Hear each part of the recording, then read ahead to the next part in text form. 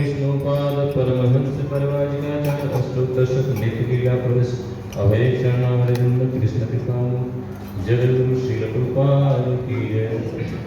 जय ओम विष्णुपाद परमहंस परिव्राजकाचार्य अष्टोत्तरशत नित्य लीला प्रवेश श्री भक्ति सिद्धांत सरस्वती महाराज प्रभुपाद की जय। अनंत कोटि वैष्णव वृंद की जय। नामाचार्य श्री हरिदास ठाकुर की जय। प्रेम से कहो जय श्री कृष्ण चैतन्य प्रभो नित्यानंद श्री अद्वैत गदाधर श्रीवासदि गौर भक्तवृंद की जय।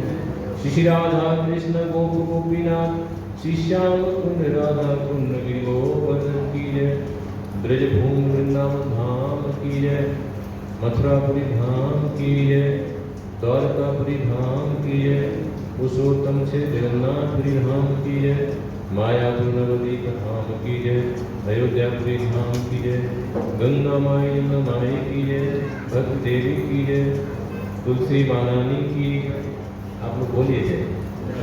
सीताराम लक्ष्मण वंश हनुमान की सर्व विघ्ननाश विष्णु भगवान की भक्त रक्षक भक्त वस्तु नृसिंह भगवान की भक्त सोनी प्रहलाद महाराज की समस्त जगत उद्धारक जगत गुरु श्री प्रभुपाद की उपस्थित भक्तवृंद की उपस्थित भक्तवृंद की उपस्थित भक्तवृंद की निताई गौर प्रेमानंदे हरि हरि बोल।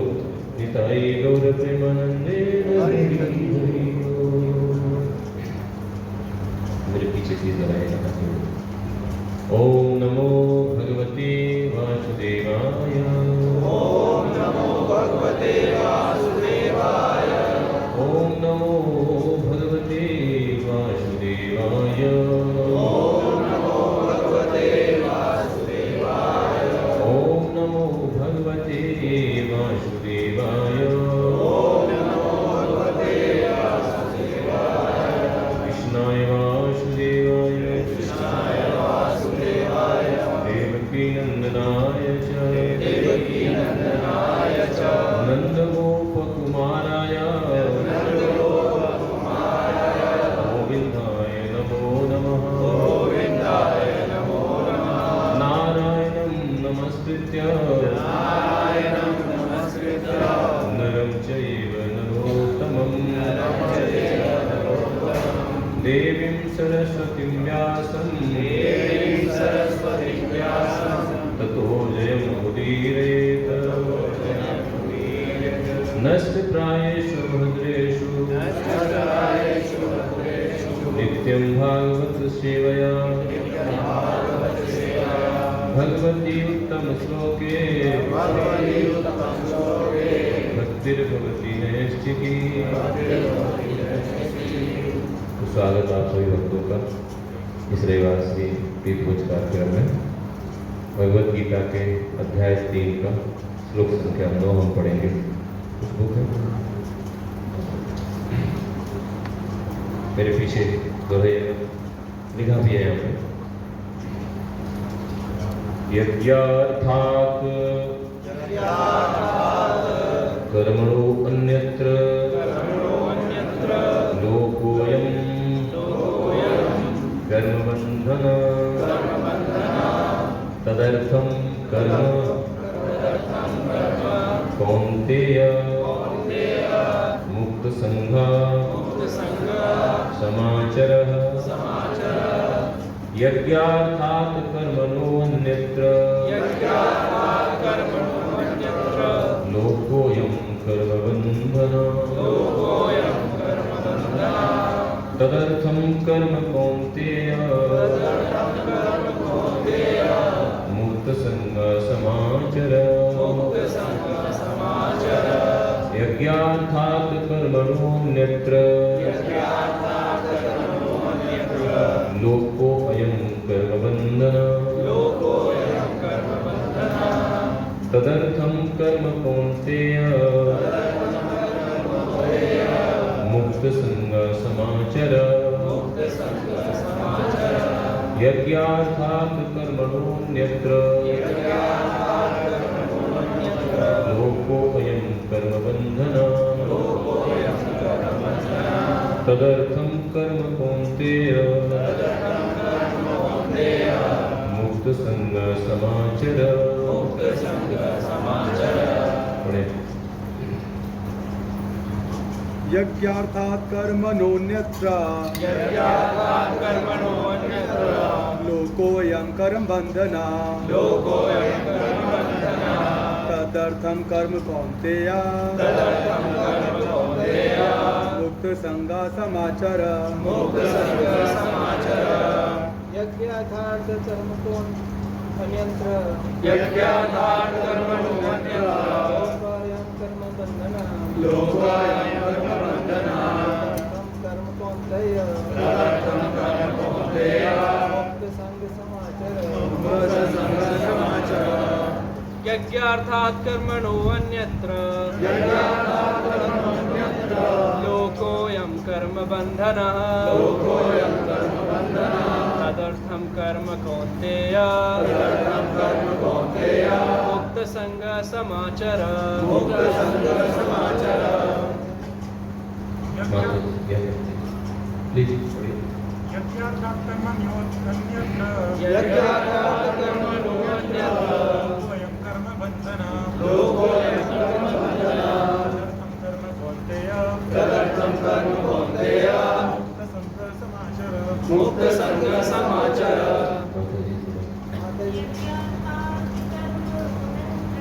यज्ञार्थात् कर्मणोऽन्यत्र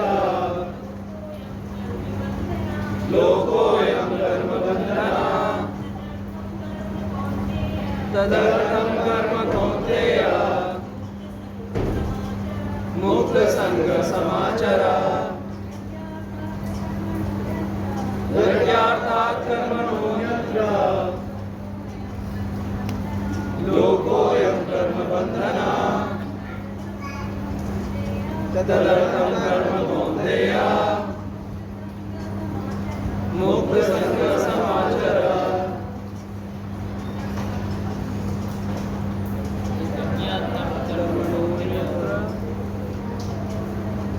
लोकोऽयं कर्म बन्धनः तदर्थं कर्म कौन्तेय मुक्तसंग समाचर। अनुवाद करता है भाई दीवान निष्पत्ति विधान स्वामी श्री कृपाल की जय। श्री विष्णु के लिए यज्ञ रूप में कर्म करना चाहिए, अन्यथा कर्म के द्वारा इस भौतिक जगत में बंधन उत्पन्न होता है। अतः हे कुंती पुत्र, उनकी प्रसन्नता के लिए अपने नियत कर्म करो, इस तरह तुम बंधन से सदा मुक्त हो रहोगे। मेरे पीछे दोहराइएगा ट्रांसलेशन। श्री विष्णु के लिए यज्ञ रूप में कर्म करना चाहिए, अन्यथा कर्म के द्वारा इस भौतिक जगत में बंधन उत्पन्न होता है। अतः हे कुंती पुत्र, उनकी प्रसन्नता के लिए अपने नियत कर्म करो, इस तरह तुम बंधन से सदा मुक्त रहोगे। मैं तात्पर्य पढ़ता हूँ, आप लोग ध्यान से सुनिएगा, बड़ा सरल लिखा है प्रभुपाद ने। देखिए क्या कहना चाह रहे हैं। चूंकि मनुष्य को शरीर के लिए निर्वाह के लिए भी कर्म करना होता है, अतः विशिष्ट सामाजिक स्थिति तथा गुण को ध्यान में रखकर नियत कर्म इस तरह बनाए गए हैं कि उस उद्देश्य की पूर्ति हो सके। मैं इसको थोड़ा सा एक्सप्लेन कर देता हूँ। यहाँ पे प्रभुपाद ये कहना चाह रहे हैं कि विशिष्ट सामाजिक स्थिति था गुण के अनुसार तो समाज को भगवान ने 4 वर्णों में बांटा है, ब्राह्मण, क्षत्रिय, वैश्य, शूद्र। तो ये थे समाज के आर्थिक उत्थान के लिए, आर्थिक उत्थान समाज का होगा। लेकिन फिर हर वर्ण के लिए 4 आश्रम भी रचे गए। वो आश्रम कौन से हैं? ब्रह्मचारी, गृहस्थ, वानप्रस्थ और सन्यास, ताकि हर वर्ण का व्यक्ति जो है अपना आध्यात्मिक उत्थान भी कर सके। तो वर्ण और आश्रम इसलिए रचा गया था संसार में भगवान के द्वारा, ताकि हर व्यक्ति सुखी रह सके जब तक इस शरीर में है तब तक, और बाद में जाके अपने को इतना आध्यात्मिक उन्नत बनाए कि बाद में जाके भगवान के धाम चला जाए, संसार में ना आए। ये उद्देश्य था पहले वर्णाश्रम का, आप समझ रहे हैं? तो वही प्रभुपाद यहाँ पे कह रहे हैं कि इस उद्देश्य की पूर्ति हो सके। यज्ञ का अर्थ है भगवान विष्णु है। सारे यज्ञ भगवान विष्णु की प्रसन्नता के लिए हैं। वेदों का आदेश है यज्ञो वही विष्णु। जरूर नहीं जरूरत। दूसरे शब्दों में चाहे कोई निर्दिष्ट यज्ञ संपन्न करे या प्रत्यक्ष रूप से भगवान विष्णु की सेवा करे, दोनों से एक ही प्रयोजन सिद्ध होता है। अब समझिएगा, जो ब्राह्मण वर्ग होते थे उनके लिए कई तरह के यज्ञ करने होते थे उन्हें, जैसे कि वाजपेयी यज्ञ होता है, उनके लिए कई तरह के यज्ञ का विधान है। जो ब्राह्मण वर्ग था पहले, जब ब्राह्मण वर्ग था अलग से था, तो उस यज्ञ क्या है? भगवान की प्रसन्नता के लिए। प्रभुपाद यहाँ पे कह रहे कि वो ब्राह्मण वर्ग चाहे जो भगवान को प्रसन्न करने के लिए करता था, वही यज्ञ जो है हम जो है भगवान की भक्ति करके कर सकते हैं। क्षत्रिय वर्ग है, आपने सुना होगा अश्वमेध यज्ञ, राजसूय यज्ञ राजा लोग करते थे। तो ये किसके लिए होता था? भगवान की प्रसन्नता के लिए होता था। वही यज्ञ हम लोग जो कलयुग में सूत्र हैं, हरे कृष्णा कृष्णा कृष्णा हरे हरे, हरे राम राम राम हरे हरे, इसे कर सकते हैं। और ये क्या होता है हमारा, इनफेक्ट क्या होता है, जब तक बढ़िया से टाइम न लगे, जब तक हमारा पैसा खर्च न हो, जब तक हमारी जेब खाली न हो, जब तक हम पसीना न बहाएं, तब तक लगता है कुछ काम हुआ नहीं। तो ये सस्ते का काम जो है, एक तो सस्ते का काम है, तो इसलिए ऐसा लगता है कि हमें बेवकूफ़ बनाया जा रहा है। सामान्य लोग ये समझते हैं कि हमको बेवकूफ़ बनाया जा रहा है कि हरे कृष्णा वाले अपना हरे कृष्ण मंत्र करवाना चाहते हैं, लेकिन घर में जो स्वाहा स्वाहा स्वाहा वाला यज्ञ होता है, वही असली यज्ञ होता है। पंडित जी घर में जब तक नहीं आएंगे, दान दक्षिणा नहीं लेंगे, और जब तक धुआं हुआ घर में नहीं उड़ेगा, जब तक स्वाहा स्वाहा नहीं होगा, तब तक यज्ञ नहीं होगा। लेकिन सच यही है कि कलयुग के लिए यही है, और हम कुछ कर ही नहीं सकते हैं, क्योंकि कलयुग में हर वस्तु में इतना दोष आ जाता है, स्थान में, काल में, वस्तु में, मंत्र में, मंत्र बोलने वाले में इतना दोष होता है कि यज्ञ ठीक से होता ही नहीं है। लेकिन भगवान का जो नाम है उसमें कोई दोष नहीं होता है। खायते सोते यथा तथा नाम लय, खायते सोते यथा तथा नाम लय, देश काल नियम नहीं सर्व सिद्धि है। भगवान का नाम उठते बैठते खाते पीते कैसे भी ले लो, कोई देश काल का नियम नहीं है, और सारी सिद्धि माने पूर्ण परफेक्शन मिल जाएगा। उसके विपरीत मंत्रता तंत्रता छिद्रम देश काल वस्तुता सर्वम करोत निश्चिद्रम अनुसंकीर्तनम, ये भी भागवत में आया है कि देश काल समय और सामग्री, अग्नि करने वाला कराने वाला सब में जो है दोष होता है, लेकिन भगवान आपके नाम में दोष नहीं होता है। आपका नाम तो बल्कि क्या होता है कि जो और भी दोष होता है वो सबको निकाल देता है। तो हरे कृष्णा कृष्णा कृष्णा हरे हरे, हरे राम राम राम हरे हरे। तो ये नाम से क्या है, हमारे अंदर का भी दोष निकलता है, और जो है जो काल में और जो वस्तु में, समाज में, स्थान में दोष होता है वो भी निकल जाता है, और ये सर्वोपरि यज्ञ है। अब और देखिएगा प्रभुपाद क्या कहते हैं। अतः जैसा कि श्लोक में संस्कृत किया गया है, कृष्ण भावनामृत यज्ञ ही है। कृष्ण भावनामृत भगवान की भक्ति। वर्णाश्रम धर्म का भी उद्देश्य भगवान विष्णु को प्रसन्न करना है। अतः भगवान विष्णु की प्रसन्नता के लिए कर्म करना चाहिए। इस जगत में किया जाने वाला अन्य कोई कर्म बंधन का कारण होगा, क्योंकि अच्छे तथा बुरे कर्मों के फल होते हैं, और कोई भी फल करने वाले को बांध लेता है। इस संसार में हम जो भी कार्य करते हैं उस कार्य का कोई फल होता है। फल का मतलब प्रतिक्रिया, फल का मतलब every action has equal and opposite, सब जानते न्यूटन थर्ड लॉ। तो न्यूटन थर्ड लॉ इस संसार में दूर दिखाई देता है। अब कोई पूछना चाहे कि भाई मैं कैसे मान लूं इसको सही, तो इसका कभी कभी किसी एक्शन का रिजल्ट देर में आता है, और कभी कभी तुरंत आ जाता है। जैसे किसी को थप्पड़ मारो तुरंत थप्पड़ वापस मिल जाता है, एक्शन रिएक्शन है कि नहीं। तो क्या होता है कि समय लगता है, लेकिन प्रतिक्रिया हर चीज की आती है। अब जैसे संसार में भोगने के लिए हमने मोबाइल बनाए, संसार को भोगने के लिए हमने गाड़ियाँ बनाई, संसार को भोगने के लिए हमने ट्रेन्स बनाए, संसार को भोगने के लिए हमने रेलगाड़ियाँ बनाई, एरोप्लेन्स बनाए, संसार को भोगने के लिए, प्रभुत्व जताने के लिए, दूसरों को धमकाने के लिए हमने यहाँ तक कि न्यूक्लियर बॉम्ब बनाए। यही सब बनाया ना टेक्नोलॉजी से। लेकिन परिणाम क्या है? परिणाम ये है कि जैसे जैसे टेक्नोलॉजिकल एडवांसमेंट हमने किया उतनी घातक जो है मृत्यु होती गई। Train crash, aeroplane crash, nuclear bomb का तो कहना ही क्या है, ऐसी मृत्यु पहले नहीं होती थी। और वो एक न एक दिन जाके रिएक्शन दिखा देता है। जैसे कल एक माता थी, वो जब पूरी रथ यात्रा हो गई तो उसके बाद बोलती है कि आज मैं बहुत फ्रस्ट्रेट हो गई, आज बहुत फ्रस्ट्रेट हो गई। मैंने क्या हो गया? अरे मैं घर से निकली 4 बजे और यहाँ पे 6 बजे पहुंची, मैंने 2 घंटे ट्रैफिक में लग गए। असली तो वो फ्रस्ट्रेट था, मैं भी फ्रस्ट्रेट था कि मैं अपनी गाड़ी सेक्टर 10 से जब वहाँ पे जहाँ पे रथ यात्रा का एंड पॉइंट था वो खड़ा करने गया, उसमें हमारे जो आधी रथ यात्रा चली गई, गाड़ी ले जाने में डाइवर्जन, उसके बाद में कोई ऑटो नहीं, 3 ऑटो चेंज कर। कहने ये किसका है? ये ट्रैफिक पहले नहीं था। इसी गुड़गांव में हम जो सेक्टर 7 में प्रोग्राम करने जाते थे 10 मिनट पहुंच जाते थे, लेकिन आज हम जाते हैं तो 1-1.5 घंटा में चाहिए। तो ये किस तरह की प्रतिक्रिया आ रही है? समझिए, ये प्रतिक्रिया आ रही है।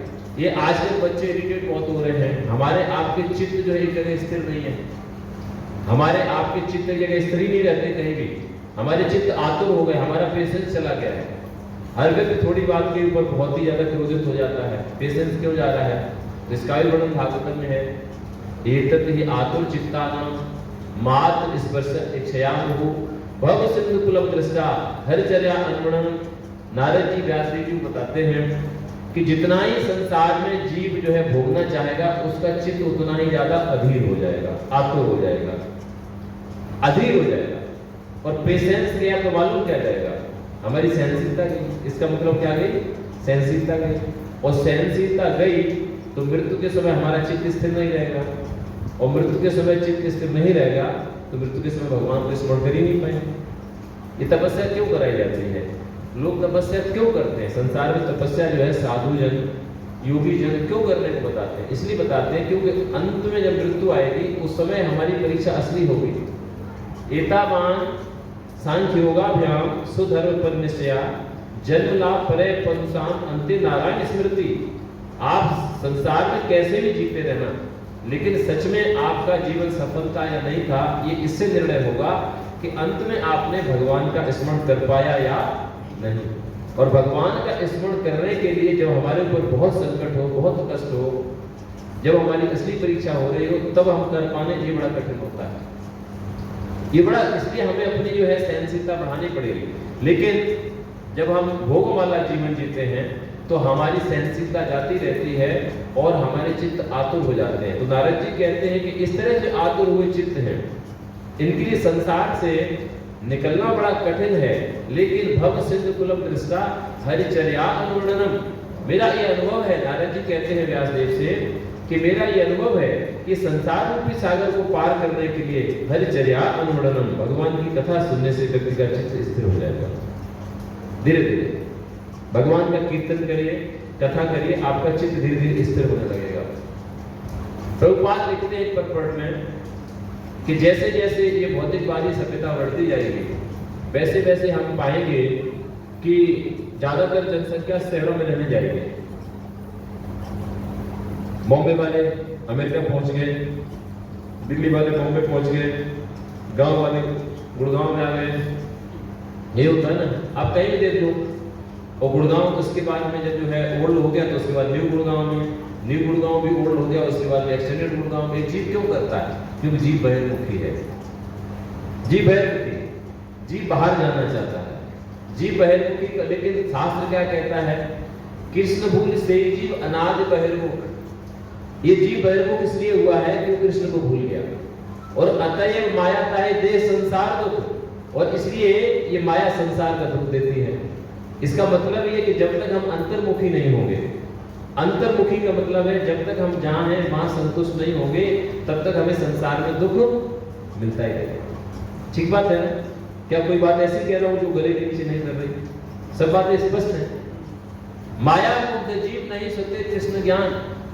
जो माया से मुक्त हुआ जीव है उसे स्वतः अपना ज्ञान नहीं होता है और कृष्ण का भी, भगवान का भी ज्ञान नहीं होता है। और अतएव जीव कृपा कहला कृष्ण वेद को।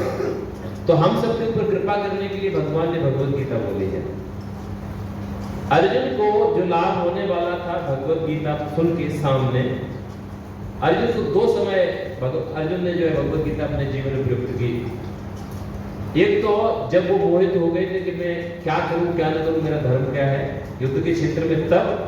और एक जब भगवान संसार छोड़ के चले गए द्वारका में, तो अर्जुन भगवान किसी का कोई इंटीमेट फ्रेंड हो, मान लो मित्र का मतलब जानते हो, मित्र जो है अपने परिजनों से कम नहीं प्रिय होता है, चाहे माता हो चाहे पिता हो चाहे कोई संबंधी हो। मित्र यदि असलियत में मित्रता है तो अपने परिजनों से कम प्रिय नहीं होता है। और फिर किसी का मित्र जो है भगवान जैसा मित्र हो, कैसा, जो सर्वशक्तिमान हो, सबसे सुंदर हो, सब कुछ कहते हैं ना सारी समस्याओं का समाधान करने वाला हो, और जिसको सारा जगत पूजता हो, जो आपत्तियों विपत्तियों हमेशा जिसका सहायक बना रहा हो, और जो हमेशा किसी न किसी तरह सेवा करने के लिए तत्पर हो, जिसका ऐसा मित्र होगा तो आप क्या पाएंगे कि वो मित्र चला जाएगा तो उस व्यक्ति को कितना दुख होगा।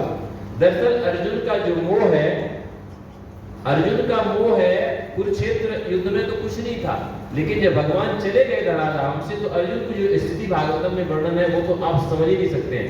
तब भी अर्जुन ने अपने को उस दुख से उबारने के लिए वही भगवत गीता जो भगवान बोल के चले गए थे उसी का यूज किया। इसका मतलब क्या है? इसका मतलब यह है कि अर्जुन को जो लाभ भगवान के प्रत्यक्ष सुनने से हुआ, वही लाभ अर्जुन को भगवान की वही वाणी को स्मरण करने से हो गया। इसका मतलब इस भगवत गीता को यदि हम जीवन में उतारे तो हमें वही लाभ हो सकता है जो अर्जुन को हुआ, डायरेक्टली सुनने से हुआ। तो इसलिए भगवत गीता है, भगवान इसलिए छोड़ गए भगवत गीता यहाँ पे। आप समझ रहे इस बात को? अच्छा, जीवन में हम विमोहित हो जाते हैं, कभी कभी क्रिटिकल सिचुएशन सबके जीवन में आएगी। जान लो एक बात, बच्चा ही केवल जानता है इस बात को कि उसके जीवन में क्रिटिकल सिचुएशन नहीं, अदरवाइज हम सब जो यहाँ पे 18-20 साल से लेके अदरवाइज ऊपर की उम्र के लोग बैठे हैं, हम सबके जीवन में संकटकालीन स्थिति आई ही है। ऐसा हुआ ही नहीं, कभी आती ही है और आएगी ही। ये संसार इस तरह बनाया गया है। यदि कोई व्यक्ति ये मान के बैठा हुआ है कि मेरा जीवन जो है ना it is a bed of roses और मैं आराम से जिंदगी निकल जाऊंगा, वो बहुत बड़ी गलतफहमी में है। ये संसार इस तरह बनाया गया है कि यहाँ पे हमारी परीक्षा हर घड़ी बहुत बड़ी होने वाली है, हर घड़ी बहुत बड़ी परीक्षा होने वाली है। ये संसार बनाया ही इस तरह गया है, ये है ही इस तरह का। उस परीक्षा से उबरने के लिए ये भगवत गीता का ज्ञान हमें जीवन में जाए तो आप विश्वास करिए हम निकल सकते हैं। अर्जुन ने अपने एग्जाम्पल से सेट किया। तो थोड़ा सा मैं इसको कंप्लीट करता हूँ। इसलिए every action has equal and opposite reaction. हर कर्म की प्रतिक्रिया होती, लेकिन यहाँ पे क्या बताया जा रहा है कि भगवान की भक्ति या भगवान के लिए कार्य करने से उसकी प्रतिक्रिया नहीं होती है। प्रतिक्रिया का मतलब हम बनते नहीं, अदरवाइज बनते हैं। अब देखिए प्रभुपाद क्या कहते हैं, अतः भगवान कृष्ण या विष्णु को प्रसन्न करने के लिए कृष्ण भावना भावित होना होगा। और जब कोई ऐसा कर्म करता है तो वह मुक्त दशा को प्राप्त रहता है। जब कोई कैसा कर्म करता है? भगवान विष्णु को प्रसन्न करने के लिए कर्म करता है तो किस दशा होता है? मुक्त दशा को प्राप्त होता है। या यस्य हरे दासे कर्मणा मनसा गिरा निखिलासु अव्यवस्थासु जीवन मुक्त स उच्यते। ध्यान से सुनिएगा, यह यस्य हरे दासे कर्मणा मनसा गिरा, जो व्यक्ति इस संसार में कर्म से, मन से और वाणी से भगवान का दास बना रहता है तो निखिलास अवस्था तो जीवन की सारी अवस्थाओं में वो व्यक्ति मुक्त रहता है। मुक्त का मतलब है संसार उसे सता नहीं पाता है। हमें सताता कौन इस संसार में है? हमारा अटैचमेंट। हमें संसार में दुख क्यों आते हैं? दुख तो सबको आते हैं। एक साधु जन है, एक भक्त है, एक योगी है, एक सन्यासी है, दुख तो उसको भी आता है। शरीर की बीमारियां आती हैं, उसके भी परिजन आते जाते हैं, लेकिन उसको दुख महसूस क्यों नहीं होता है? क्योंकि वो जीवन मुक्त होता है। और जीवन मुक्त होने का रास्ता क्या है? यह यस्य हरेर दासे कर्मणा मनसा गिरा। जो भगवान की रास्ता, भगवान की भक्ति कर्म, मन और बुद्धि माने अपनी वाणी से हमेशा अपनाए रखता है, उस व्यक्ति को कभी भी संसार नहीं सताता है। भाई प्रभुपाद कह रहे हैं यही महान कर्म कौशल है, यही महान कर्म कौशल है। कर्म कौशल जानते हैं? कर्म कौशल मतलब एक्सपर्टीज, किसी भी कार्य करने की जो कुशलता है, एक्सपर्टीज वो ये। देखो दुनिया में कार्य तो सब करते हैं, सारे चीज करते हैं, 24 घंटे सारी चीज एक्टिविटी चल रही है, लेकिन यहाँ बताया जा रहा है कि सारी एक्टिविटीज, कितने भी तरह के लोग हैं आप समझिए, कितने साइंटिस्ट हैं, कितने प्रोफेशनल्स हैं, कितने बिजनेसमैन हैं, कितने पॉलिटिशियंस हैं, कितने कितने तरह के जीव हैं, सारी एक्टिविटी में लगे हुए हैं और सारे कुछ न कुछ एक्टिविटी करके कुछ न कुछ कर्म फल अपना रहे हैं। लेकिन प्रभुपाद क्या बता रहे हैं? भगवान स्वयं बताए हैं योगा कर्म से कौशलम, कि योग अर्थात भगवान से हर कर्म को जोड़ना ही जो है अपने कर्म की कुशलता है। अर्थात उनके ही कार्य सफल हैं, उनके ही कार्य सफल हैं, या उनका ही कार्य जो है पूर्ण सिद्ध होता है, पूर्ण मनोरथ देने वाला होता है, सर्व सिद्धि देने वाला होता है, सर्व स्वार्थ सिद्ध करने वाला होता है, जो भगवान की प्रसन्नता के लिए किए जाते हैं। और वो कार्य है भगवान की भक्ति, और भगवान की भक्ति सबसे प्रबल तरीके संपन्न होती है। हरे कृष्णा कृष्णा कृष्णा हरे हरे, हरे राम राम राम हरे हरे। यही महान कर्म कौशल है। और प्रारंभ में इस विधि में अत्यंत कुशल मार्गदर्शन की आवश्यकता होती है। ध्यान से समझिए, प्रभुपाद साफ साफ बता रहे हैं कि इस विधि में, माने किस विधि में, कि मैं अपने कार्यों को कैसे ढालूं ताकि मेरा हर कार्य जो है भगवान विष्णु की प्रसन्नता के लिए हो। इस विधि में एक डायरेक्शन की आवश्यकता होती है। स्वभावतः हमारा फॉल्स ईगो जो होता है ना, मिथ्या अहंकार, मालूम क्या बताता है?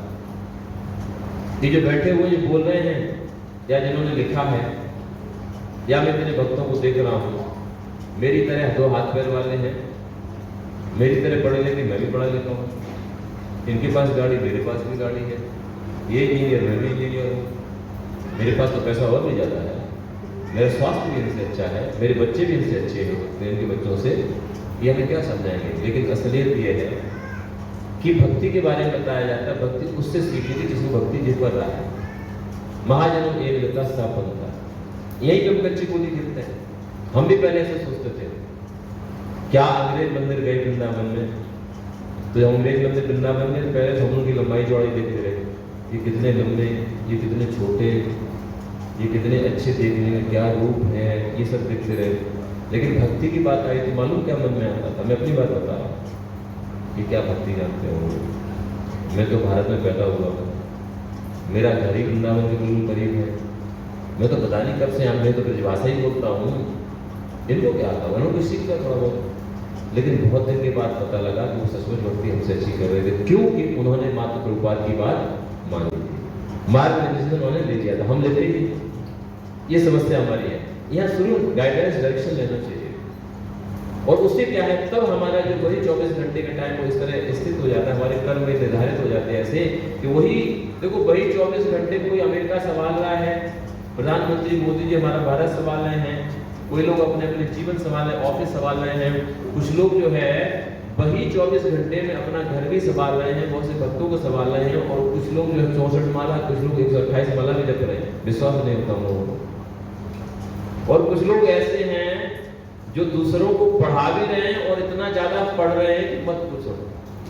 ये क्या है? ये कर्म कौशल है, ये कर्म कौशल है। उसी 24 घंटे को कैसे किया जाए कि मैं इसमें से ज्यादा एक्सट्रैक्ट कर लूं। How can we become efficient?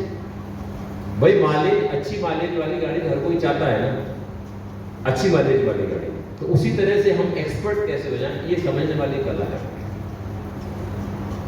अतः भगवत भक्ति के निर्देशन में या साक्षात भगवान कृष्ण के प्रत्यक्ष आदेश के अंतर्गत जिनके अधीन अर्जुन को कर्म करने का अवसर मिला था, मनुष्य को परिश्रम पूर्वक कर्म करना चाहिए। ये परिश्रम वाली बात कही जा रही है यहाँ पे।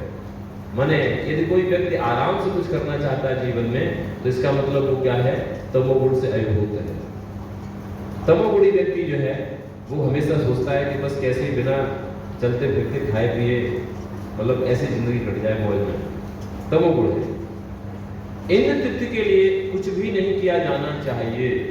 अपितु हर कार्य कृष्ण की प्रसन्नता के लिए होना चाहिए। इस विधि से न केवल कर्म के बंधन से बचा जा सकता है, अपितु इससे मनुष्य को कर्म से भगवान की में प्रेम भक्ति प्राप्त हो सकेगी, जो भगवत धाम को ले जाने वाली है।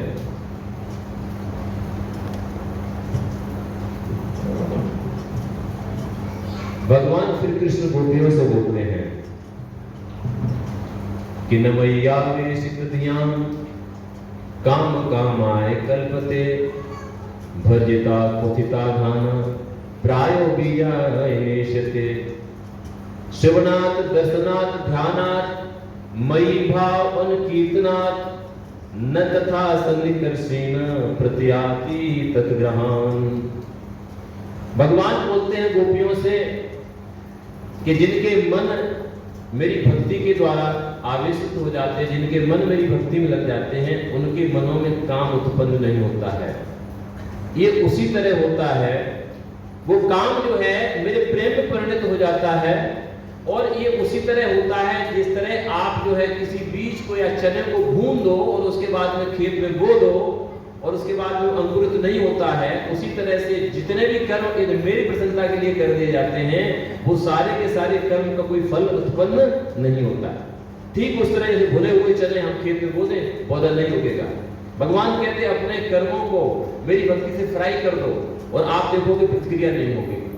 प्रतिक्रिया नहीं होगी तो आप कहोगे हमने भाई बहुत पुण्य कर्म किया, अच्छा कर्म किया, उसका फल नहीं मिलेगा। जो बुरा कर्म किया, बुरा कर्म का फल न मिलना तो अच्छी बात है, लेकिन अच्छे कर्म का फल मेरा चला जाएगा ये अच्छी बात नहीं है।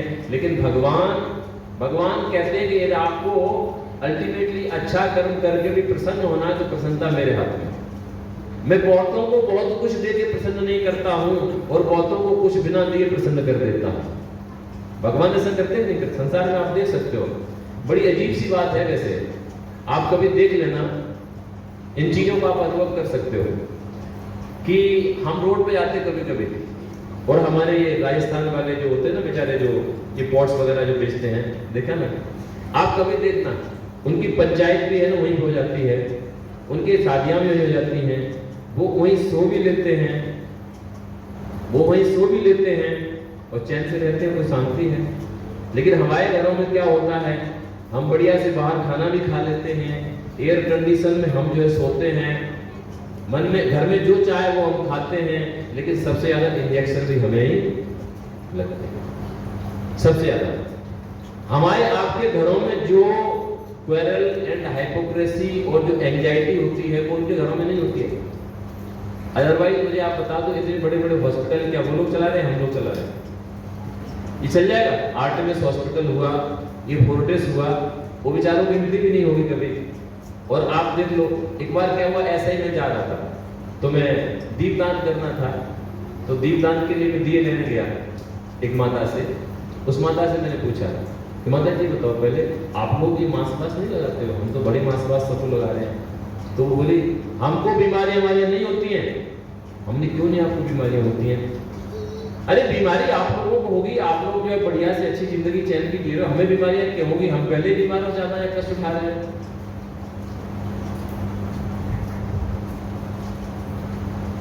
दरिद्रो निर्हम स्तंभो मुक्त सर्वमदयः कक्षेर्दशा आपनोति ततये अस्य परंतप। कि जो गरीब व्यक्ति होता है वो बिना किसी अहंकार के होता है, और निस्तंभ वो बहुत सचेत होता है, वो किसी का अपमान नहीं करता है, और उसको जो कठिनाई से प्राप्त हो जाता है वही उसकी तपस्या हो जाती है। एक बात को समझो, उनको जो कठिनाई से प्राप्त हो रही जो जीविका, उनका भोजन पानी इत्यादि जो कठिनाई से प्राप्त हो रहा है, ये उनकी तपस्या हो रही, परिणाम ये है कि उनको संतोष है। इसके विपरीत जो हम सबको बढ़िया से ये लाखों रुपए की सैलरी मिल रही, हम वो बढ़िया से कर रहे हैं, तो हमारी तपस्या नहीं हो, भोग हो रहा है, इसलिए हमें रोग हो रहा है। नित्यम क्षुतछाम देहस्य दरिद्रस्य इंद्र कांचना इंद्रियाणि सुसंति हिंसा अपि विनिवर्तते। कि नित्यम क्षुतछाम देहस्य, ये दरिद्र जो बेचारे गरीब लोग होते हैं, नित्यम क्षुतछाम देहस्य, भूख प्यास से त्रस्त होकर क्या होता है कि इंद्रियाणि अनुसंसन्ति, इनकी इंद्रियां जो है शांत हो जाती हैं। हिंसा अपविनिवर्तते, और ये लोग बिल्कुल अहिंसक हो जाते हैं। और हमारी समस्या क्या है? बढ़िया से खा रहे हैं, बढ़िया से सो रहे हैं, तो सेंस ग्रेटिफिकेशन और चाहिए। इंद्रियां जो हमारी क्या फिर जैसे हमारी जो इंद्रियां संयमित नहीं रहती हैं और हम भोग चाहते हैं, और तो और हम हिंसक बन जाते हैं। तो दो ही चीजें आदमी पाप करता है। एक व्यक्ति जब सेंस ग्रेटिफिकेशन करता है तो पाप करता है, और दूसरा व्यक्ति जब दूसरे के प्रति हिंसक बनता है तो पाप करता है। तो गरीब आदमी बेचारे, उसकी इंद्रियां भी शांत हो गई हैं और उसके पास जो हिंसा करने की प्रवृत्ति भी चली गई है, तो उसकी तपस्या और ज्यादा हो रही है, उसकी भक्ति हो रही है। और तो और ये नारद जी कह रहे हैं, ये नारद जी किसके बारे में सोच रहे हैं? जब नारद जी ने नलकुबर और मणिगिरी जो कुबेर के पुत्र हैं, बड़े बाप के बड़े बेटे, जो बिल्कुल नंग हड़ंग जो है खेल रहे थे और नारद जी के सामने आते ही ऐसे खड़े हुए थे, तब नारद जी ने सोचा इसको क्या करना चाहिए। तब नारद जी ये सब बातें कह रहे हैं जो मैं आपसे कह रहा हूं कि ये इतने पैसे वाले के बेटे, कुबेर के बेटे, कुबेर माने देवताओं के ट्रेजरर, खजांची, तो इनके बेटे तो बहुत बिगड़े हुए हैं, तो क्या करना चाहिए। तब नारद जी विचार कर रहे हैं और क्या सोचते हैं कि दरिद्र से युज्यन्ते साधवा समदर्शना सदवीश्रोति तम तरसम तताराति विशुद्धति, कि जो गरीब व्यक्ति होता है उसके साथ ही साधुजन मिलते हैं, कभी अमीर के पास साधुजन मिलने नहीं जाते हैं। और सदवी छोड़ोती तम तरसम, और जो गरीब व्यक्ति के पास जैसे कोई साधुजन जाता है वैसे ही उस व्यक्ति का जो है ज्ञान जो है संवर्धन हो जाता है और उसको रास्ता दिखाई दे जाता है और उसका दुख भी नष्ट हो जाता है। क्योंकि साधुजन क्या करते हैं? संतो दिशति चक्षुषी भय अर्घ समुत्था देवता बांधवा संतात्मा अहमेव च। भगवान कहते उद्धव जी से, भगवान कहते हैं जो संतजन होते हैं वही असली जो है चक्षु देते हैं। क्योंकि सूर्य उदित होने के बाद में हमारी आंखें काम की होती हैं, सूर्य उदित होने के बाद में हमें बाहरी जगत को दिखाता है, लेकिन संत जन होते हैं कि दूर से बैठे अपने आशीर्वाद के द्वारा ही हमारे हृदय में ज्ञान का ऐसा दीपक जला देते हैं कि हमारे अंतर चक्षु खुल जाते हैं और दुनिया हमें सही दिखाई देने लगती है। तो संतो दिशति चक्षुषी, संत जन होते हैं हमको असली चक्षु देते हैं। बहिर् समुद्र था, सूर्य तो हमें तब रोशनी देता है जब बाहर उदित हो जाता है। इसलिए देवता बांधवा संत आत्मा होने चाहिए। उद्धव जो संत जन हैं वही हमारे बंधु होने चाहिए, वही हमारे लिए पूज्य होने चाहिए, क्योंकि संतों की आत्मा में स्वयं हो, वो संत मेरी आत्मा है, भगवान कहते हैं।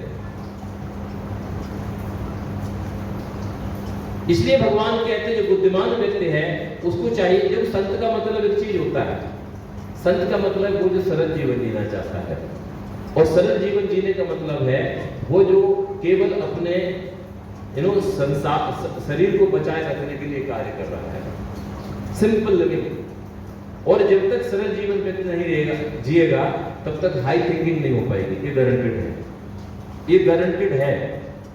आप कितना भी कुछ कोशिश करना, मैं ऐसे कॉर्पोरेट वर्ल्ड में कितने लोगों को देखता हूं कि वो लोग बड़ा अच्छा एजुकेशन उनकी है, बड़ा अच्छा पढ़ाई किए हैं, बड़ा अच्छा पैसा कमा रहे हैं, बड़ी अच्छी ऑरेटरशिप है उनकी, बड़े अच्छे व्याख्यान दे सकते हैं और भगवान की भक्ति भी करते हैं, मैं देख रहा हूं उनको, लेकिन भक्ति प्रॉपर डायरेक्शन में नहीं कर रहे हैं, अटैचमेंट नहीं छोड़ रहे हैं संसार से।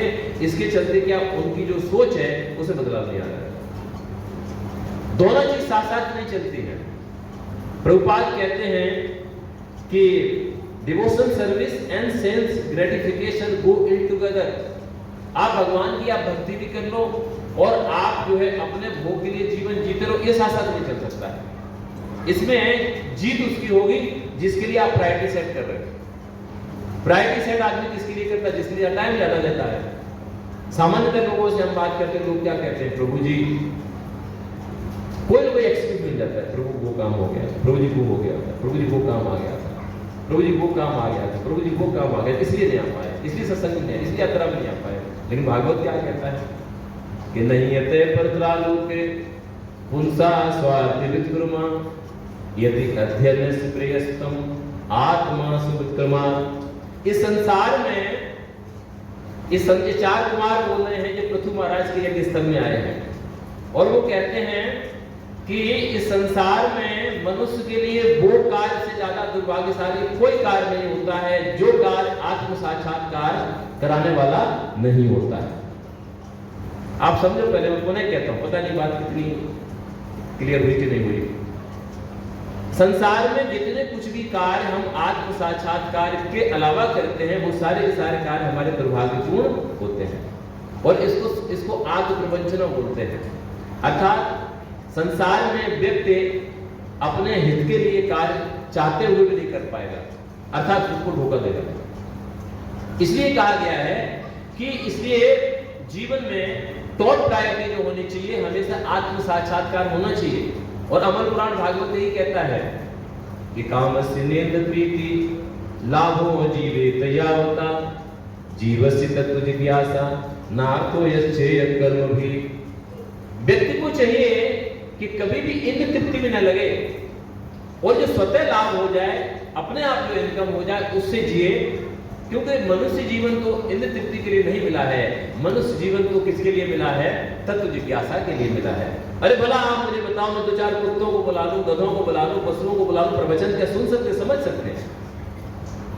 हम बहुत लंबा समय गुजारने के बाद में इस मुकाम पे पहुंचे हैं जहां बैठे हैं और जो सुन रहे हैं। और ये हमने एक बस मिस कर दी, यदि हमने इस मनुष्य जीवन की बस मिस कर दी तो आप समझिए कि ये मौका पता नहीं कब मिलेगा। और कितने लाखों बार बाद तो हम मरेंगे, लाखों बार हम जिएंगे, पता नहीं कितनों का हम भोजन बनेंगे, पता नहीं कितनों के हमें अधीन जीना पड़ेगा, पता नहीं इस मनुष्य जीवन में भी आगे पता नहीं कितने बार तो हमें स्कूल के बस्ते रखने पड़ेंगे, पता नहीं कितने बार बीटेक और सब एमटेक करना पड़ेगा, फिर नौकरी करनी पड़ेगी, बच्चे पालने पड़ेंगे। लेकिन क्यों? कोई लाभ नहीं सकते, ये बुद्धिमानी है ही नहीं। तो यहां बताया जा रहा है यज्ञ अर्थात कर्मणो अन्यत्र, भगवान विष्णु के लिए यज्ञ करना चाहिए। देखिए मैं 5 मिनट में समाप्त करता हूं। कहते हैं वो कर्म जो भगवान विष्णु को, भगवान को प्रसन्न करता है वो यज्ञ कहलाता है। वो कर्म जो भगवान को प्रसन्न करता है वह यज्ञ कहलाता है। तितिक्षा करुणया मैत्र्या चाकिल जंतुषु समत्वेच सर्वात्मा भगवान सन प्रसिद्धति। भगवान तब प्रसन्न होते हैं कब? जब हम दूसरे जीवों से कैसे मिलते हैं। 4-5 चीजें बताइए कैसे। तितिक्षा, when we exhibit tolerance in our dealings, when we practice tolerance in our dealings, जब किसी के साथ भी हम जब आदान प्रदान में टॉलरेंस अर्थात सहन शक्ति को लाते हैं तो भगवान प्रसन्न होते हैं। तितिक्षा कारुणिका, जब हम दूसरों के जीवों के ऊपर दया दिखाते हैं तो भगवान प्रसन्न होते हैं। और भगवान जिससे प्रसन्न होते हैं वही क्या होता है? यज्ञ होता है। भगवान जिस कार्य से प्रसन्न होते हैं वही क्या होता है? तो यज्ञ का मतलब यही नहीं स्वाहा स्वाहा। यज्ञ का मतलब होता है हमारे कार्यों से जहां भगवान प्रसन्न हो जाए वही भगवान प्रसन्न है और वही यज्ञ भगवान के लिए, और वही कर्म फिर बंधन में डालने वाला नहीं है। तो करुणिका का मतलब बहुत खास बात है। भागवत कहता है कि मृग उष्ट खर मृग आपू शरीर सर्व कदमचका आत्मना पुत्रवत पश्चेत तयसाम अंतराम कियत। इसमें सारे जीव आ गए। मृग माने मृग, उष्ट माने ऊंट, और खग माने पुच्छी, मर्ग माने मकड़ी, और मक्षिका का मतलब जो ये मच्छी, और आंखों का मतलब जैसे छिपकली या फिर जो और चुहे हुए होते हैं, ये सब आत्मना पुत्रवत पश्चेत। कोई जीव इनको अपने पुत्रवत समान देखना चाहिए। यदि नहीं देखता है तो इसका मतलब वो जो है क्या कर रहा है? करुणा नहीं दिखा रहा है। और भागवत ये कहता है कि भला एक चीज देखो, इनमें और अपने पुत्रों में फर्क ही क्या है। जैसे हमारे बालक अबोध होते हैं, हमें दया आती, बेचारे कैसे जिएंगे, क्या खाएंगे, क्या पिएंगे, उसी तरह से ये सब अबोध है बेचारे। इनके पास कोई भी जीविका का प्रभु बस ठीक है, इतने ज्यादा लोग नहीं, प्रभु जी हरि को बैठे रहने जब बस समाप्ति है, तो इतने से ज्यादा लोग नहीं आएंगे। सॉरी, क्या होता है कि मृग उष्ट खर मन आपू शरीर सर्व कदमचिका आत्मना पुत्रवत पश्येत तयसाम अंतराम कियत। कि अपने पुत्र में, अपने बच्चों में और इनमें क्या फर्क है। क्योंकि जैसे हमारे बच्चे अज्ञानी होते हैं, अजान होते हैं, असहाय होते हैं, उसी तरह से ये सब भी तो असहाय हैं। इनमें क्या फर्क है? तो यदि हम इनके ऊपर दया दिखाएं तो भगवान प्रसन्न होते हैं। तितिक्षा, करुणा, मैत्रिया, सभी जीवों के साथ हम जिए और मित्रता भाव रखें। चातुर्य जंतु, यहाँ पे ये मनुष्यों की बात नहीं कही गई, अखिल जंतु, सभी जीवों के प्रति क्या होता है? संप्रसिद्धि, भगवान प्रसन्न हो जाते हैं। समत्वंच सर्वात्मा, सभी जीवों को व्यक्ति यदि कैसे देखे, अपने आत्मा के अपने समान देखे तो भगवान प्रसन्न होते हैं। ये यज्ञ हो गया। यज्ञ करना है तो हमें डीलिंग्स चेंज करनी पड़ेगी।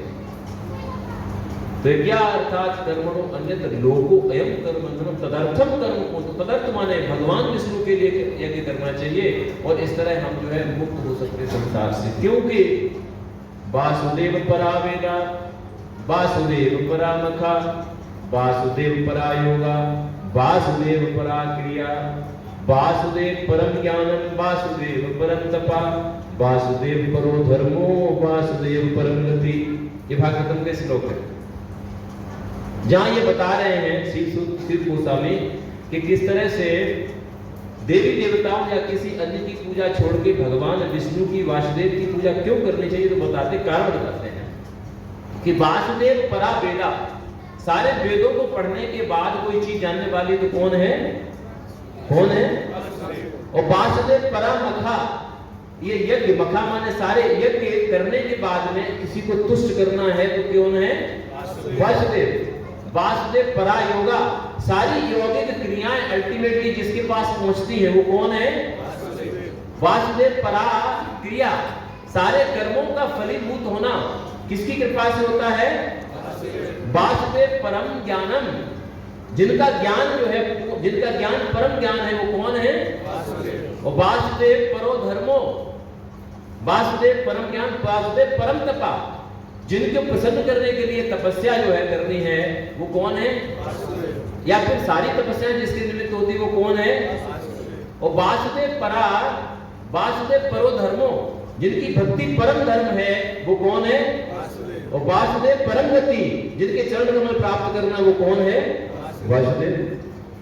दिस इज समेट गो, ये पूरा सारांश है। तो इसलिए उनको प्रसन्न करने के लिए हमें हर कार्य करना चाहिए। अब देखो कार्य सारे हम क्या करते? चारे, ईटिंग, स्लीपिंग, मेकिंग, डिफेंडिंग। भाई आहार, निद्रा, मैथुनम च सामान्य एतत् पशुभि नराणाम। लेकिन धर्मो हेतु अधिको विशेषो धर्मेण हीना पशुभि समाना, कि खाना, सोना, बच्चे पैदा करना या पालना और अपना बचाव करना, ये सारे जीव करते हैं।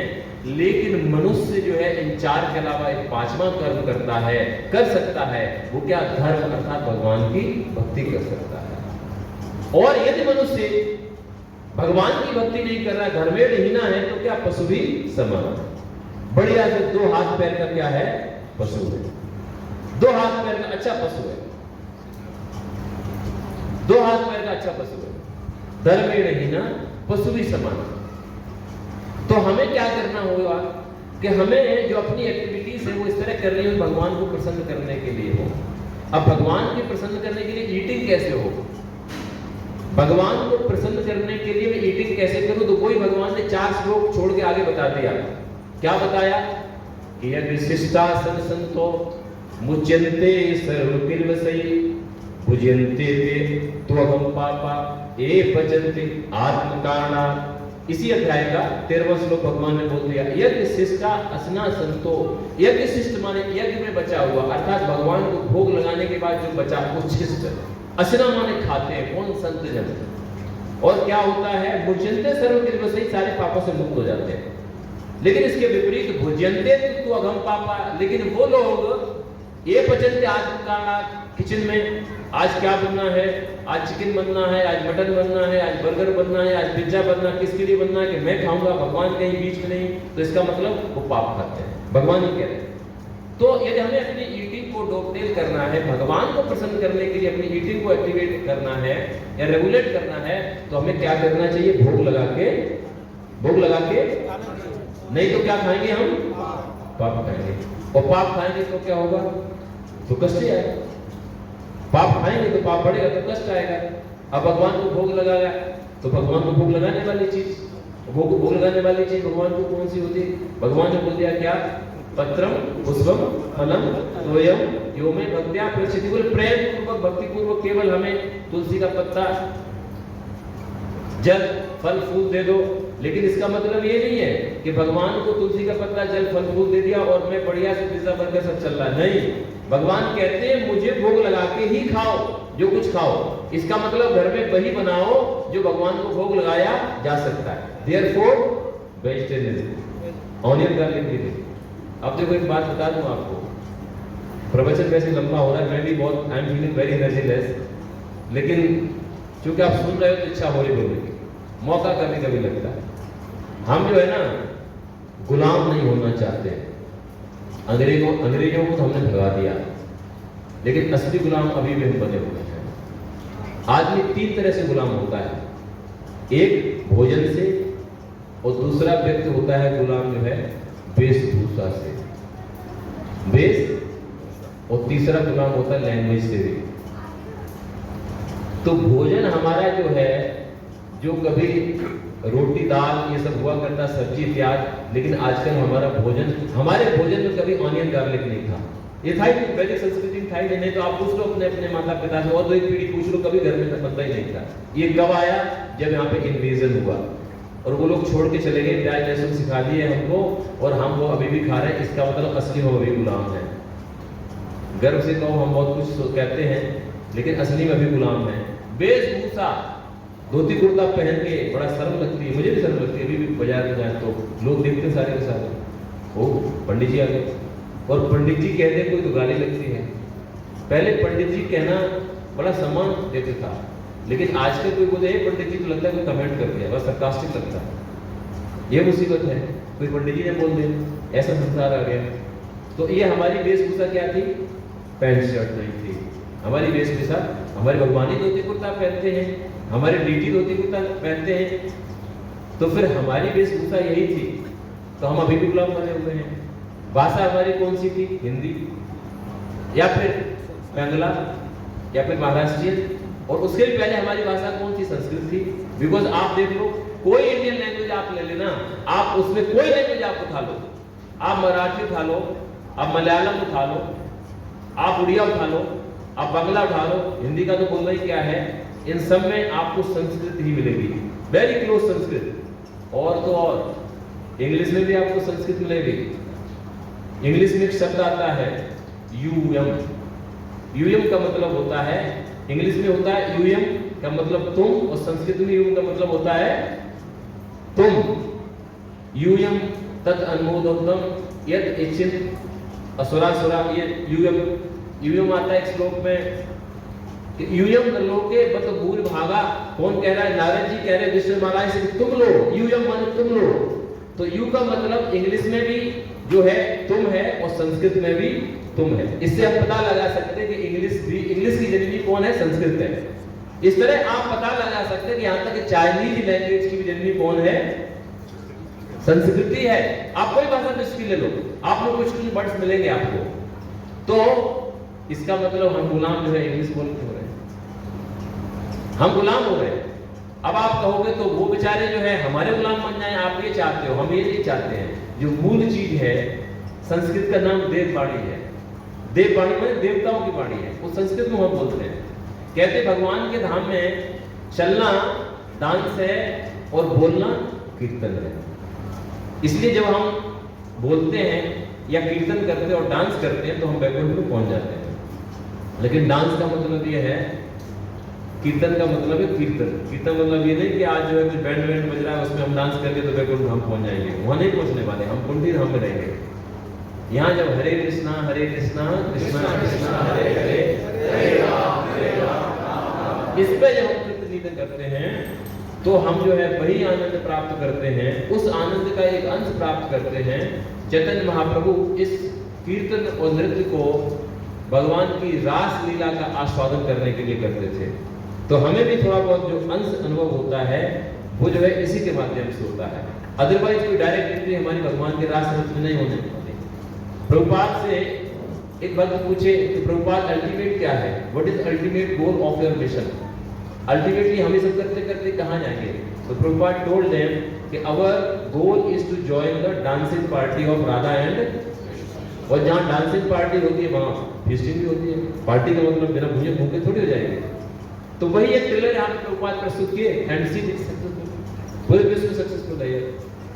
तो इस तरह से हमें जानना है कि हम सचमुच असलियत में हम गुलाम हैं, लेकिन प्रभुपाद ने मुक्त किसको किया? हम सबको भी किया, और उन विदेशियों को भी मुक्त कर दिया। और इसी का परिणाम ये था कि वो सब जो चिकन मटन, यहाँ तक कि जो है बीफ भी खाते थे, जो गो भक्षक थे वो गोरक्षक हो गए, गाय की सेवा करने लगे, और वो सब प्योर वेजिटेरियन हो गए, ऑनियन गार्लिक छोड़ दिया। और ये चाय भी जो है ना, ये हमारे अंग्रेज भाई लोग के गए फ्री पिलाई वाले। नहीं तो आप अभी भी गांव में जाओगे तो कोल्ड ड्रिंक में क्या है? छाछ या लस्सी, और हॉट ड्रिंक में क्या है? मिल्क इत्यादि। तो अब आप चाय पीने के आदी हो गए हो तो कोई बात नहीं, हम नहीं कहते आप रातों रात छोड़ दीजिए। प्याज लहसुन खाने के आदी हो गए हो, हम नहीं कहते रातों रात छोड़ दीजिए, लेकिन हम इतना मात्र कहते हैं कि केवल 3 चीजें करिए।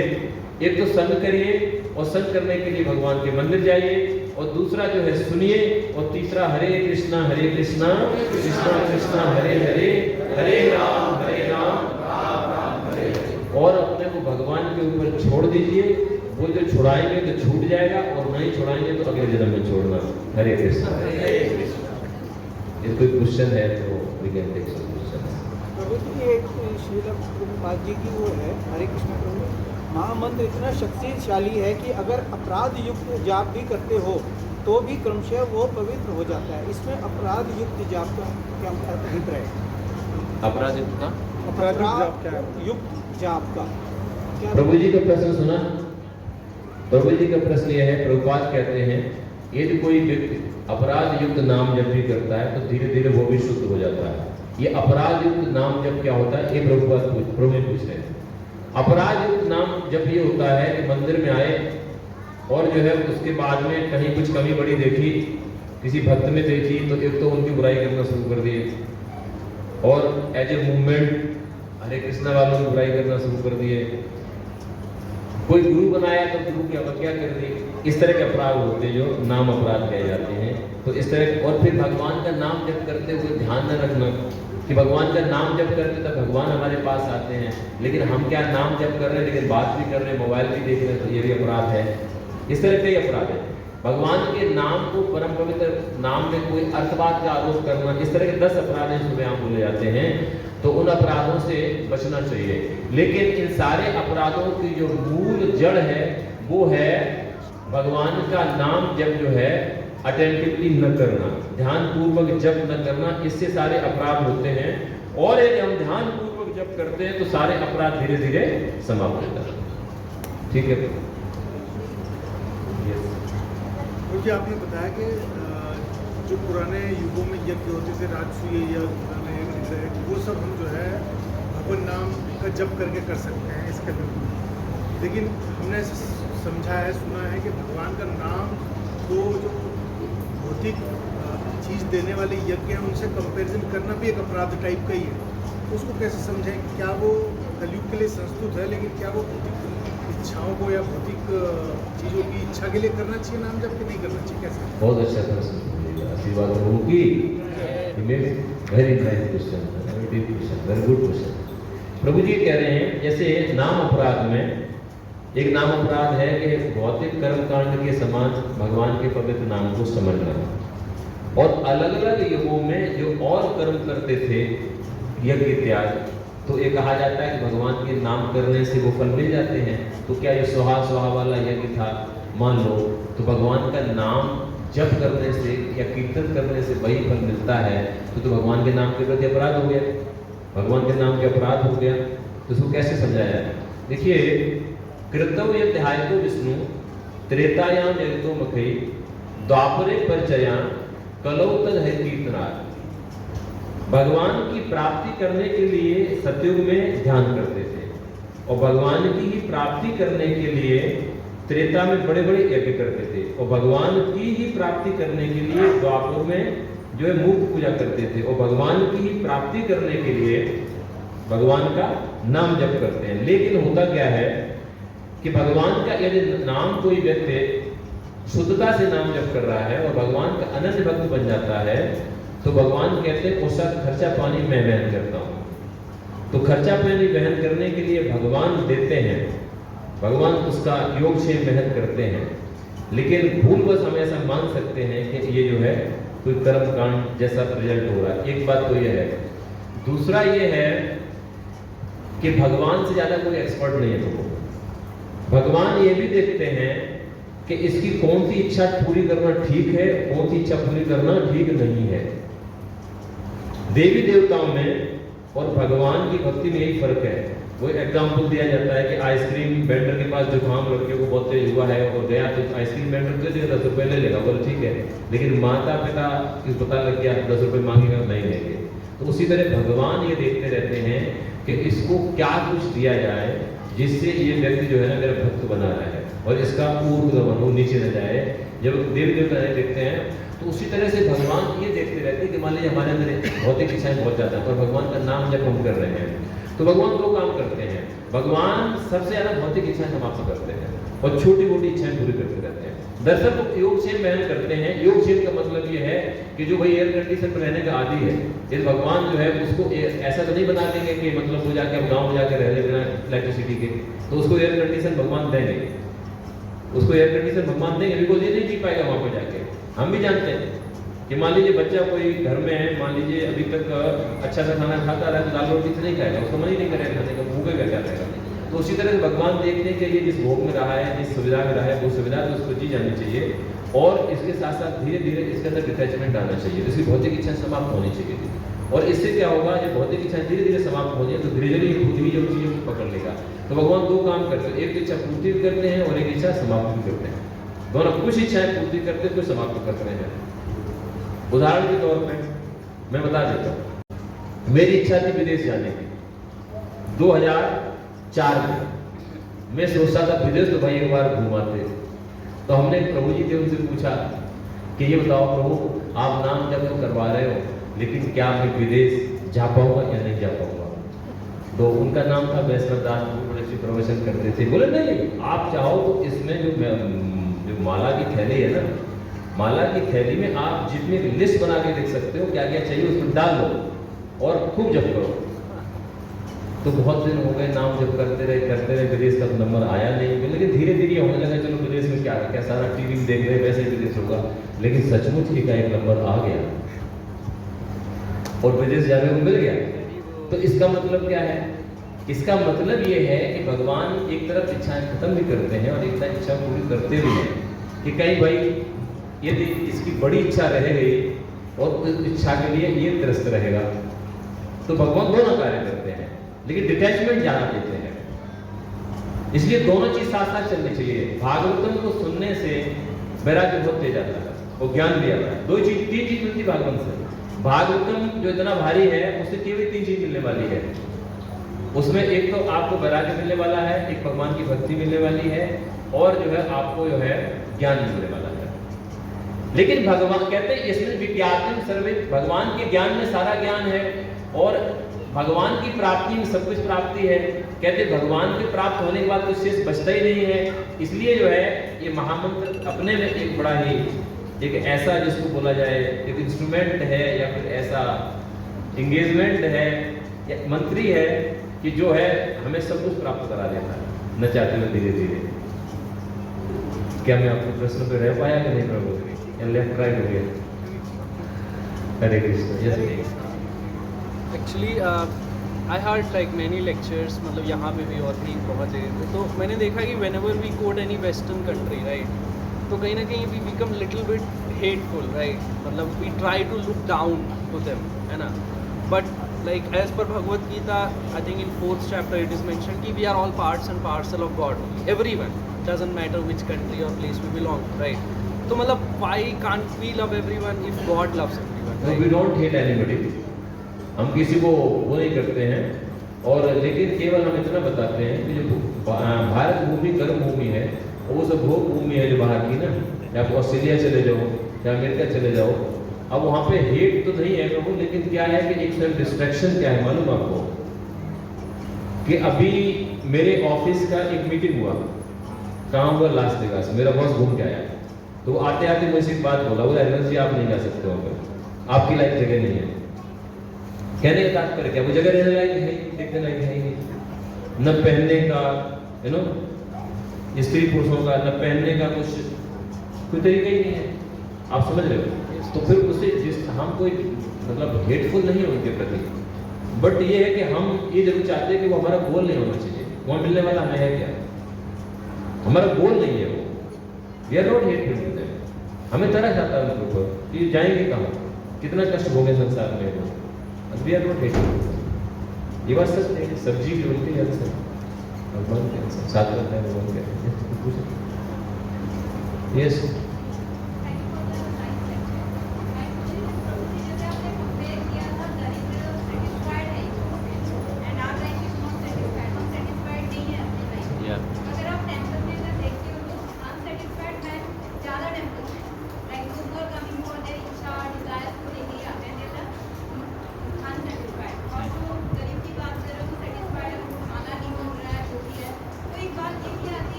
ओके, माता जी का कहना है कि बेचारे गरीब हैं तो भगवान की ओर नहीं आ रहे हैं, लेकिन इधर जो लोग गरीब नहीं है लेकिन संतुष्ट नहीं है, तो वो जो है भगवान के प्रति आ रहे हैं।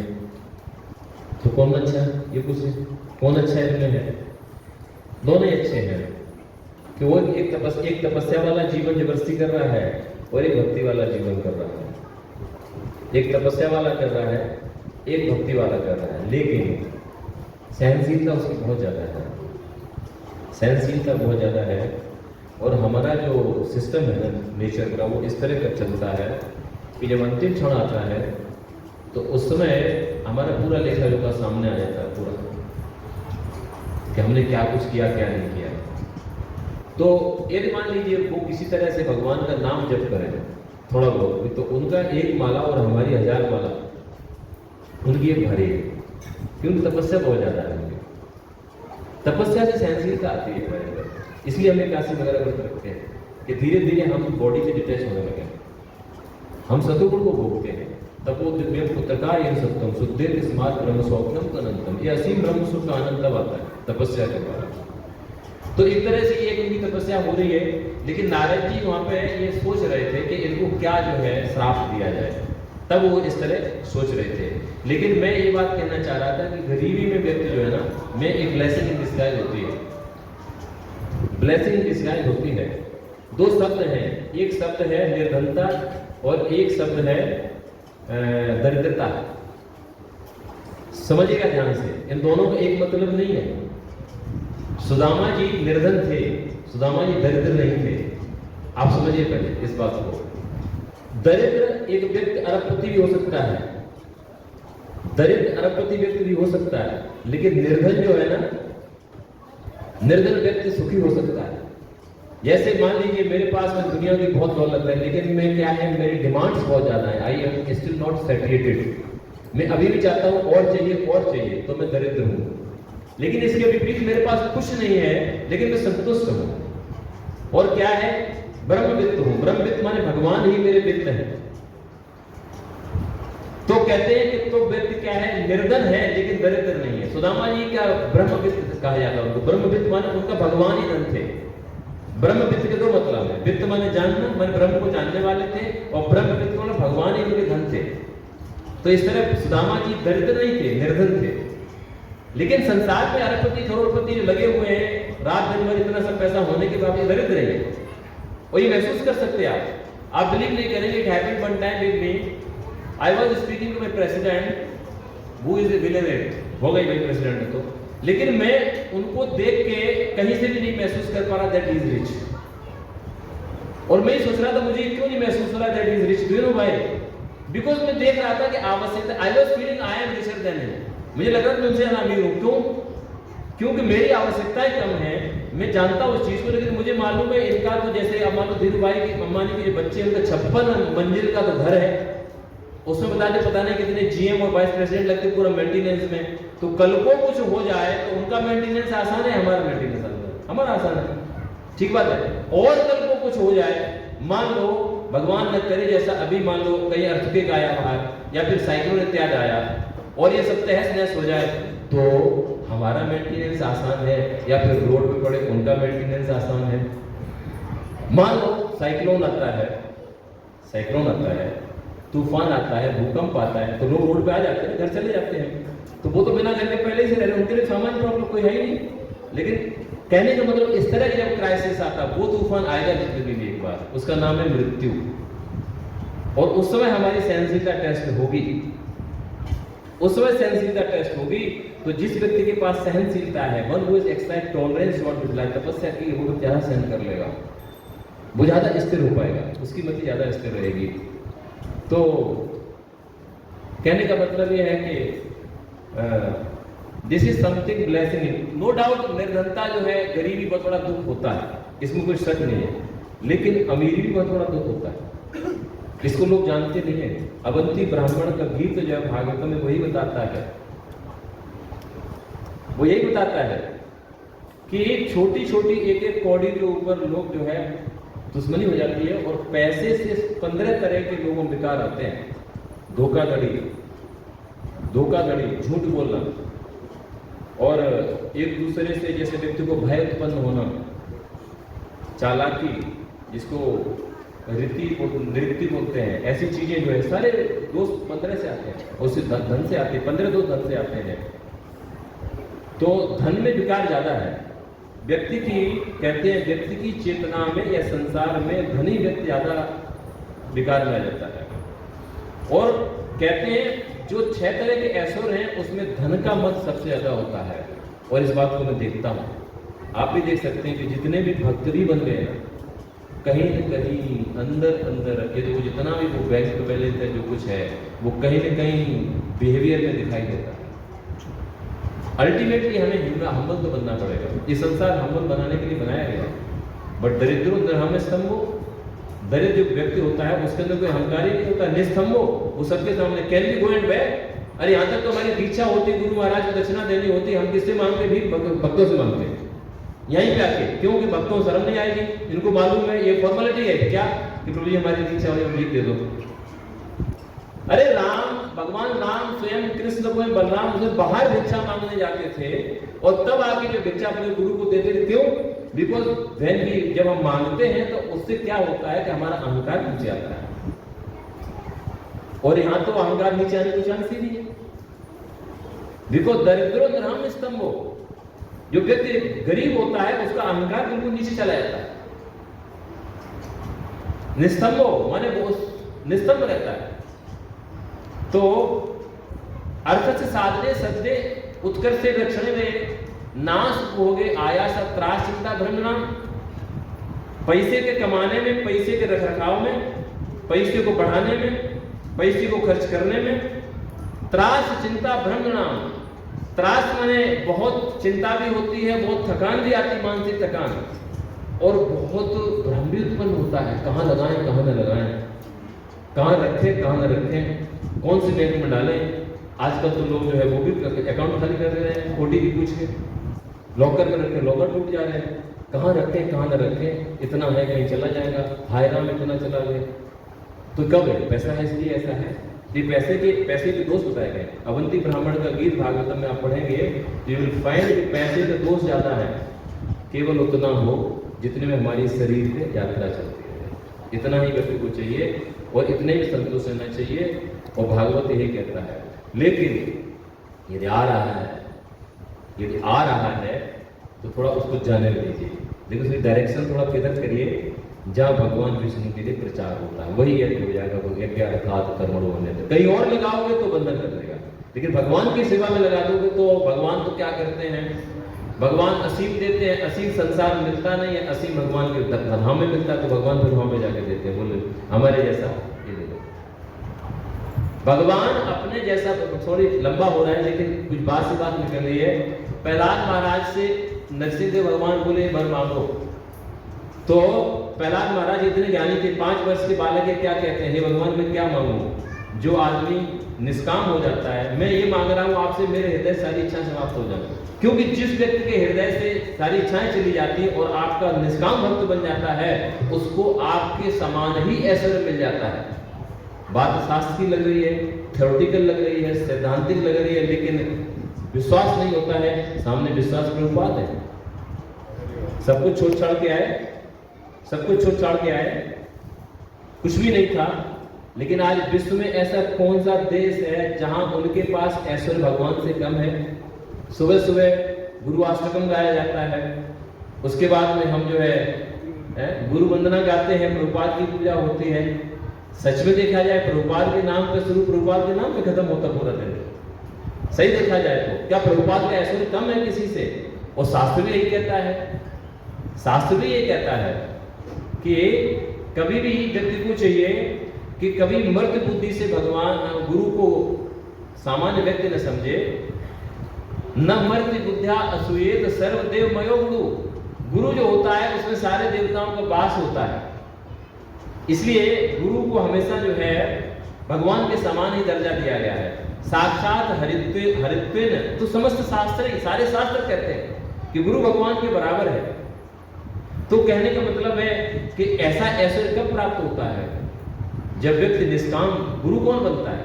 जिसके 6 वेद कंट्रोल हो जाते हैं, वाचो वेगम मनसा को।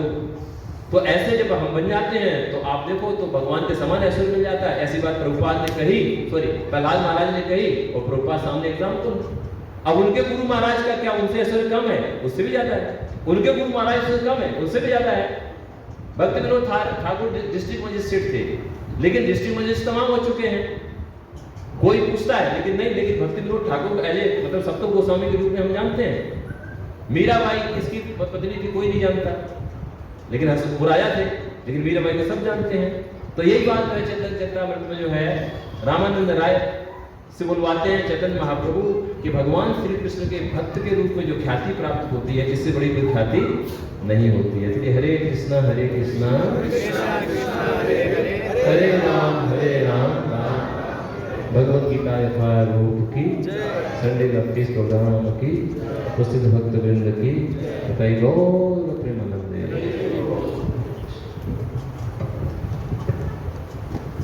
सभी भक्तों से निवेदन है कृपया बैठे रहें, कुछ सूचनाएं हैं। पहले प्रभु का धन्यवाद करेंगे 3 बार हरे कृष्ण महामंत्र बोल के। Hare Krishna Krishna Krishna Hare Hare, Hare Ram Ram Ram Hare Hare, Hare Krishna Krishna Krishna Hare Hare, Hare Ram Ram Ram Hare Hare, Hare Krishna Krishna Krishna Hare Hare, Hare Ram Ram Ram Hare Hare. Thank you so much guru ji for such nice nectarean class. आपने हमें अच्छे से बताया कि कैसे हम यज्ञ करके अपने कर्मों को ऐसे कर सकते हैं कि हम कर्मफल से विमुक्त हो जाएं।